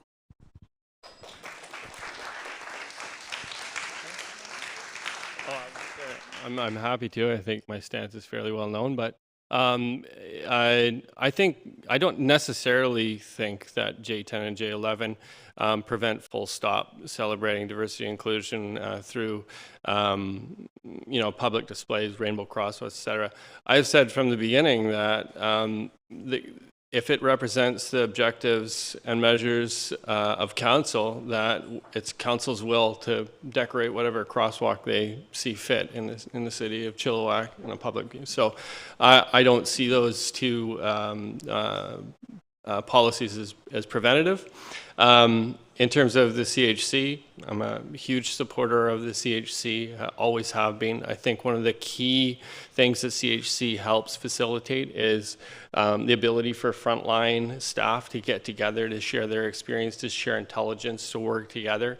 It's a model that at the very beginning, I was there when CHC was created, and it's extremely valuable. It's the envy of communities all across the province of British Columbia.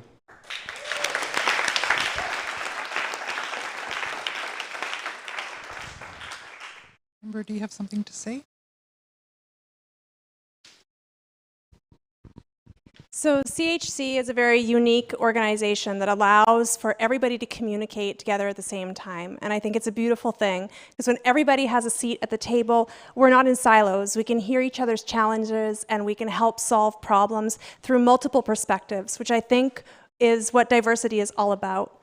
And I want to speak to J10 and J11 not from a rainbow crosswalk perspective, but from a perspective of celebrating creative class and a perspective of creating opportunities for community members to show their pride and their passion I used to look forward to the Terry Fox flag going up at City Hall every year. I have ran that race many times. I came close to winning it one year, but there was an unfortunate incident with my husband that had to be looked after.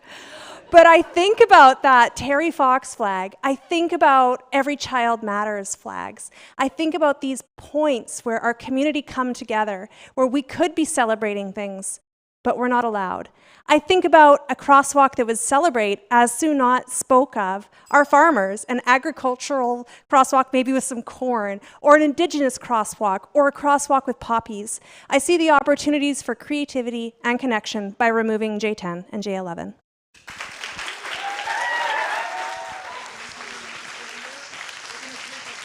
Break, and then we're going to come back and we're going to do councillors' questions in just a couple of minutes. So everybody, woohoo, great questions. Excellent, good answers, councillors.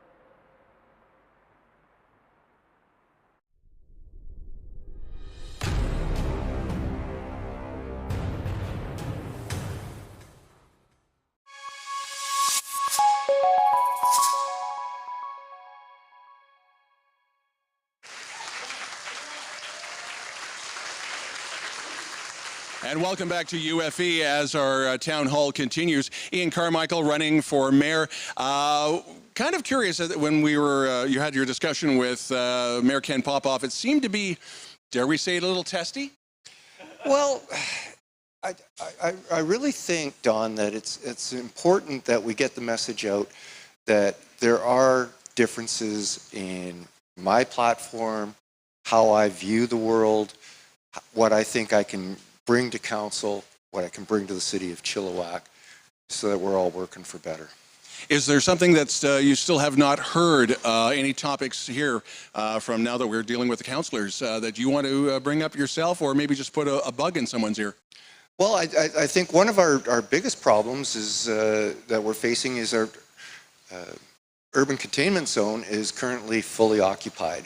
And I think we really have to engage with the community in a new OCP process to get the input of the community so that they fully understand the challenges of what that means and how we're going to be proceeding forward in the next years.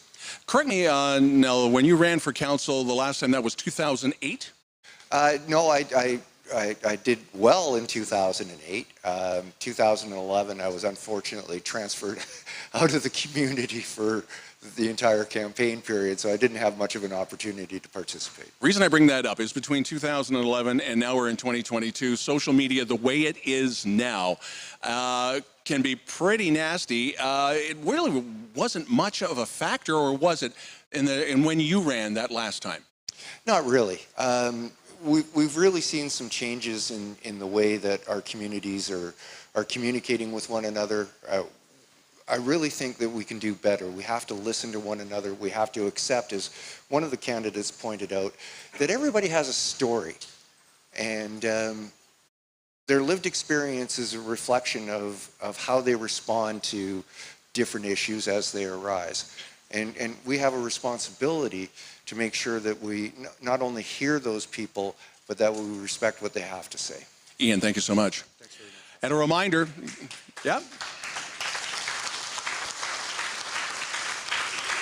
And a reminder, chillTV will have exclusive and extensive coverage of election 2022 on October the 16th, October 15th.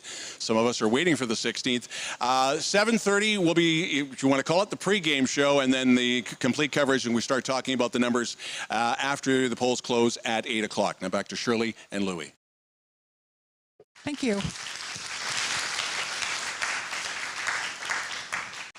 So this promises to be the most fun part of the evening. This is the candidates asking questions of candidates. And so the way that it's going to work, it's not going to work the way that I told you it was going to work.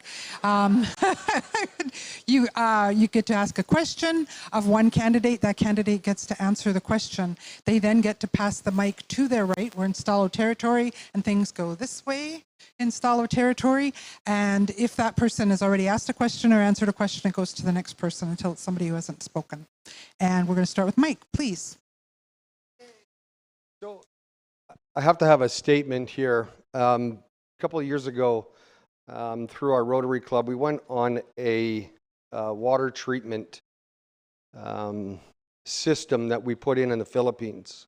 And I was sitting in a room similar to this with the Filipinos up in this little jungle area. And I sat beside a city councilor. And I sat beside another Rotarian on one side, and I says, "Oh, who's this guy?" And he says, "Oh, he's from the city. He's a city councilor." And I says, "Oh, well, we should talk to him about the water." And he says to me, he says, "The city supplied the water, but nowhere in their mandate did it say it had to be good to drink." So the water was full of E. coli. All these kids were sick all the time, and their families were sick. So a group of Rotarians, we go to the Philippines, and we provide them with fresh, clean water. They supplied the water, we treated it, and that whole community is thriving now just from one water treatment. So infrastructure, for me, is what I'm going to focus on over the next 2 weeks. Making sure that our infrastructure is good in the future. Our city needs to know that, or our community members in the city, that our infrastructure is sound. Our water, our sewer, our diking system, our transit, it's all infrastructure. So because you've been here the longest, Jason, I'm just going to pass that question on to you, and how are we moving forward? I'm not an incumbent yet. I hope to be, but I do want to make sure that that is a top priority.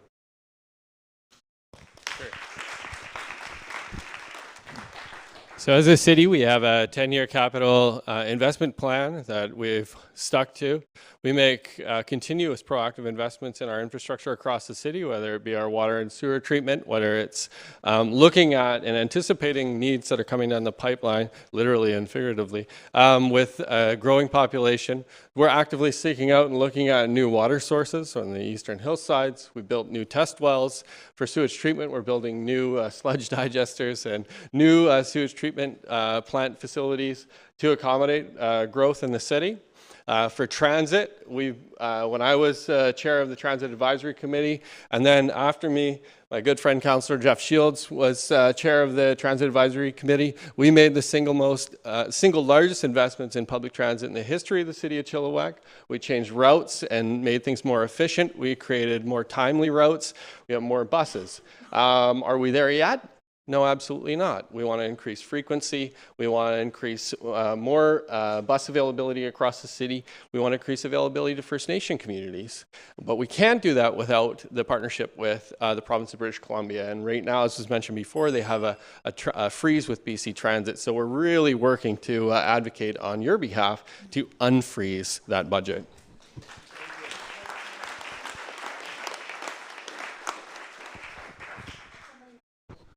So Louis, help me out. You said we ask a question or we can talk about a topic that hasn't been covered.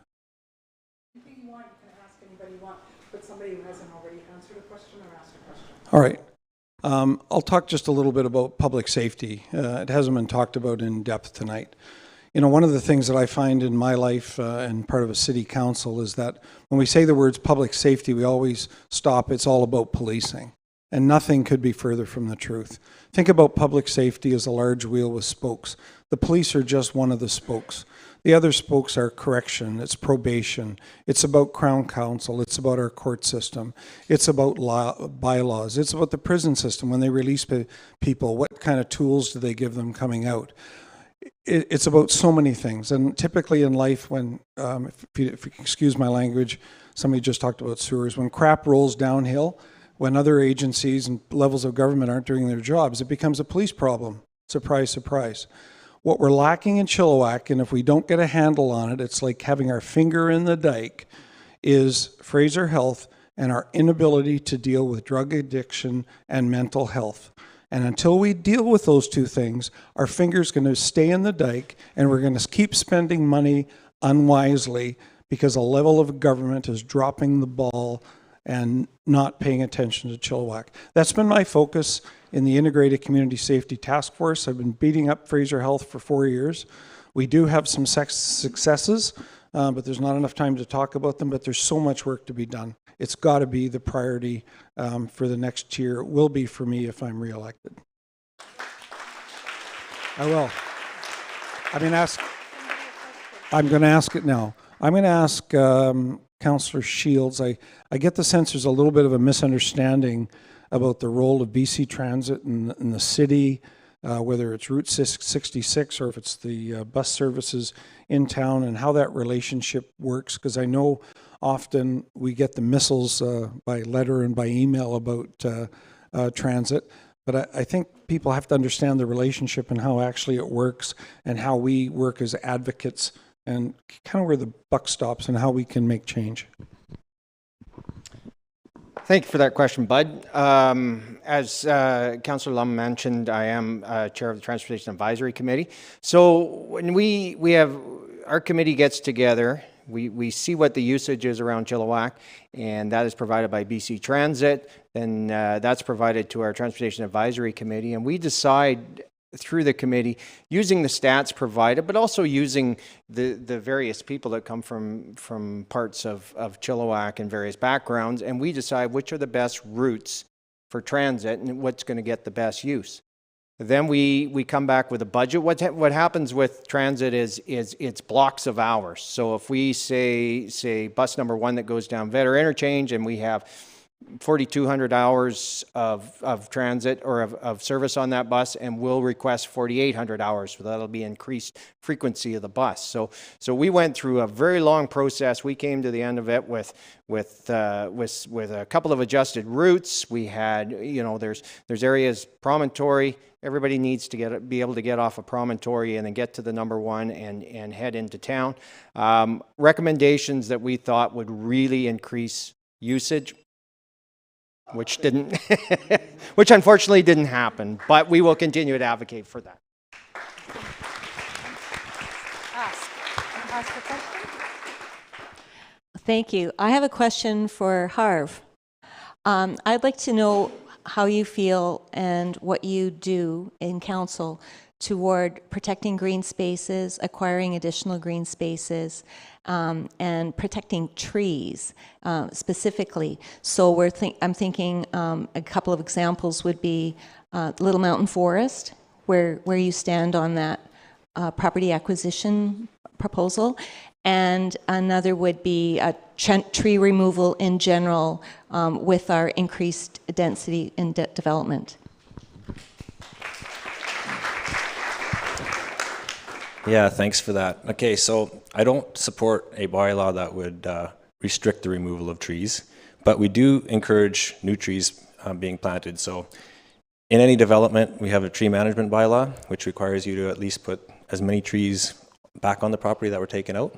So that's a good way of making sure that we still have our green canopy for the migrating birds and all that. I'm in favor of having more parkland for sure. I just don't think I'm in favor of it when it's at the expense of the city coming on board and removing that land like if it's zoned for a certain thing, then it should be like, if affordable housing is obviously something that's also near and dear to my heart, and so there has to be room for both parkland and housing. Every time there's a development, 5% goes into purchasing parkland. So we do have another great big park coming up on Better Mountain by the rock quarry there, and we got another park going in at the top of the eastern hillsides there, a disc golf. So yeah, all in favor of parks for sure.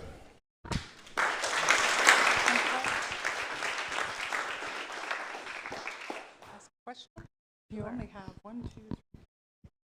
So it has to be a question for someone who hasn't spoken? Oh. I'm somebody who believes in bringing out the best in others, so I'm going to ask Brent Bowker to talk about cycling. Tell me about what you think Chilliwack needs. I don't know if you're aware of this, but Brent is doing his entire campaign on his bicycle, so I think he's an expert, and I think he has things to share. So tell me what you know about cycling in Chilliwack. I don't know if I'm an expert, but I do really enjoy cycling, and that's been an enjoyable part of my campaign. Various people have reached out to me, and I've been seeing all different corners of the city on my bike. So I think I did my Excel sheet this morning. I'm up to 328 kilometers of city streets, and depending what source you look at, there's somewhere between 600 and 700 kilometers of city-maintained roads, and it's sometimes unclear where they turn into Forest Service roads and those various things. But I've done a bit with my son on the back of my bike, explored a bunch of the bike trails, seen cars parked in bike lanes, seen green bins tossed on their sides from the waste management company. So great way to see where the issues are and where I feel comfortable biking and where I don't. That's been important. Don't think I'm going to bike down Keith Wilson again unless it's very dire circumstances.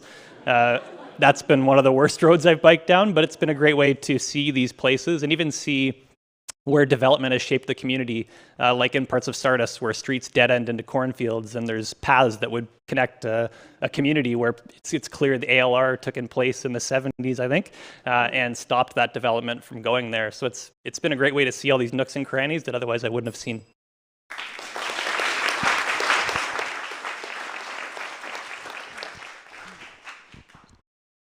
Last question. Jared, I know, right? You and me, Jared. We got this. You know I will. I am a partner in crime with Chilliwack Healthier Community. I've also been there since the beginning and a strong advocate for what happens there, going from 9 to north of 50, as Mayor Ken talked to us about earlier.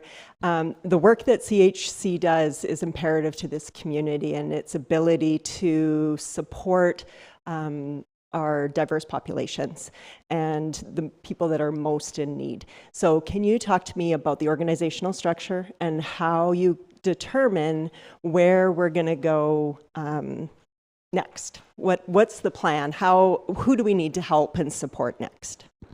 And how are we going to get those people on board? Thank you. Great question. Thank you, Nicole. I'll try to answer it quickly. The organizational structure revolves around, we have a co-chair and a chair. Mayor Popov chairs alongside me. We have a director. We've just lost our director. We're getting a new one now. She was fabulous, and she was integral to the growth of CHC. As far as the core focus, we're working on that right now, creating our strategic plan, but I can tell you right now that housing affordability is going to be up at the top. Food security is going to be up at the top. Surprisingly, transportation is becoming a barrier, and it's rising up to the top as well.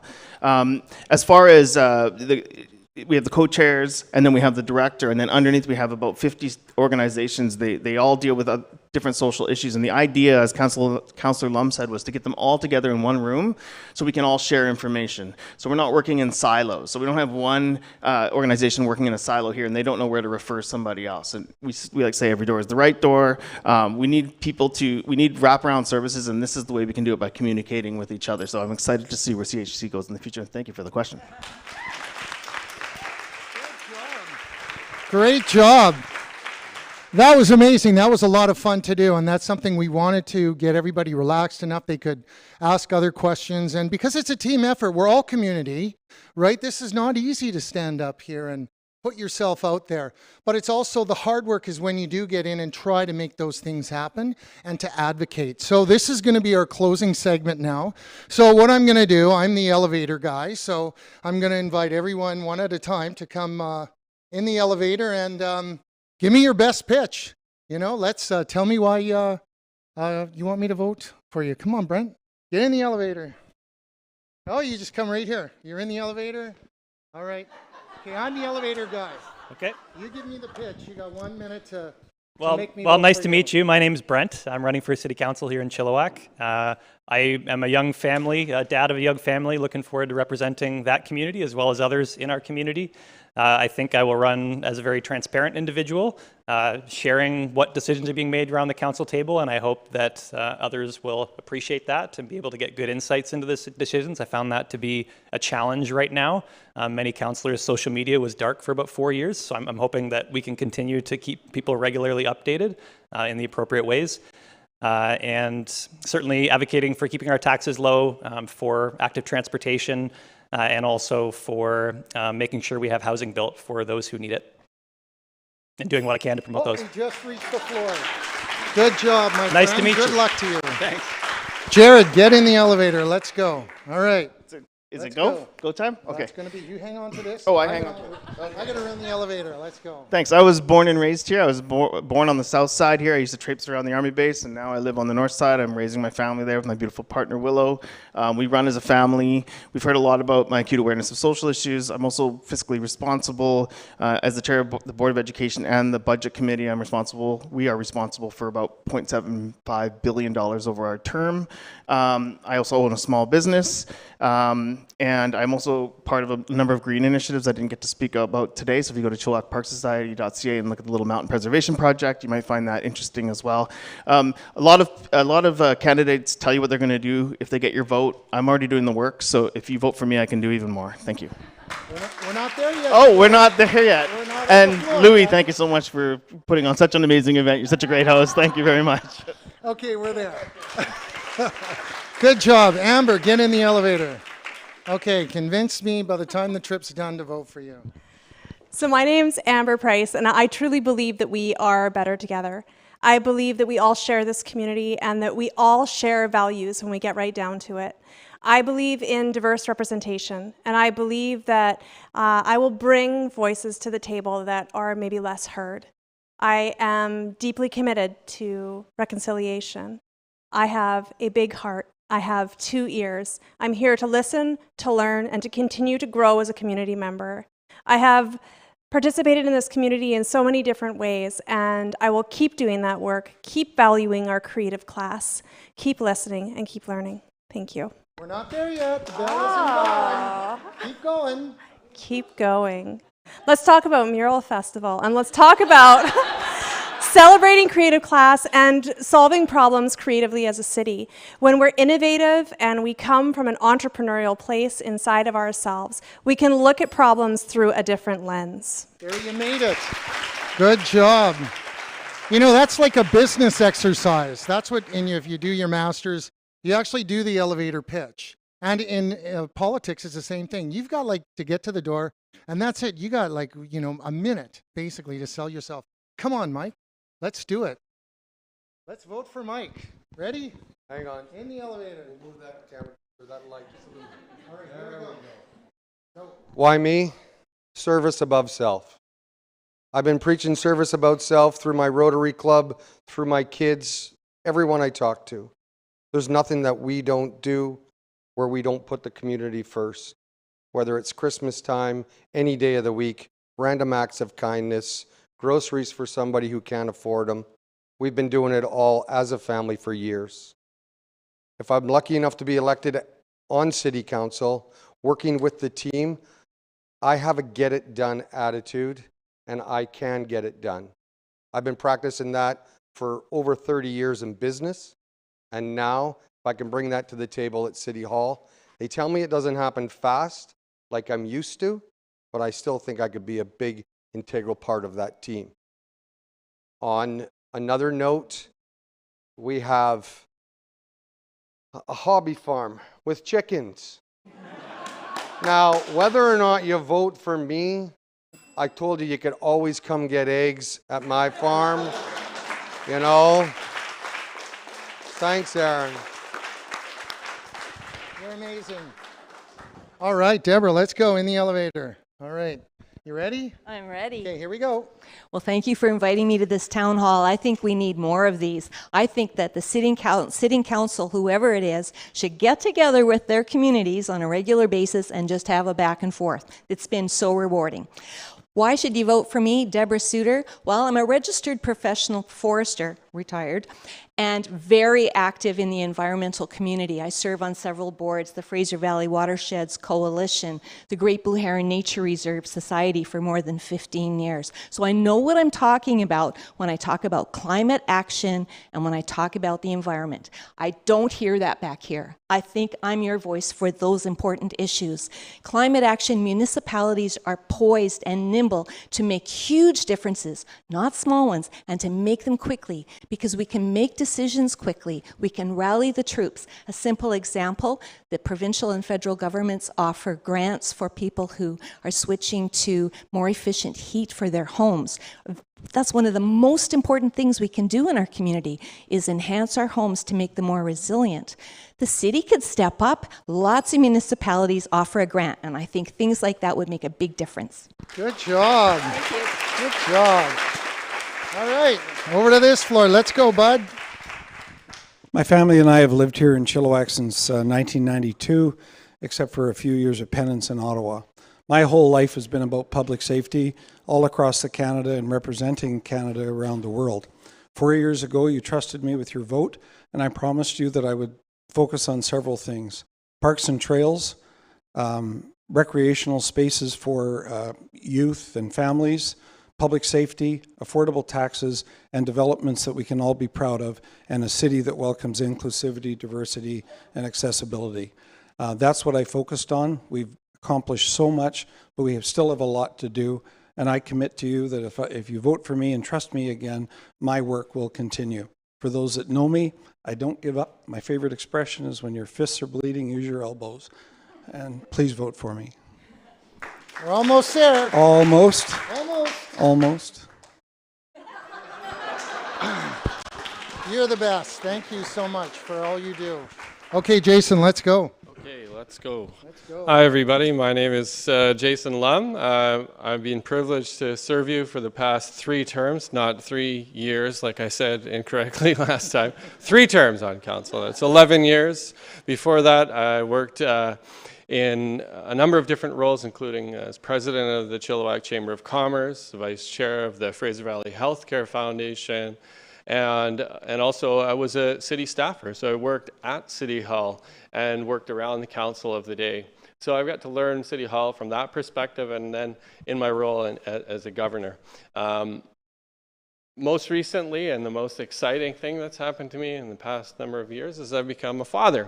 And it's very interesting to think of a 2-year-old who I hope is sleeping.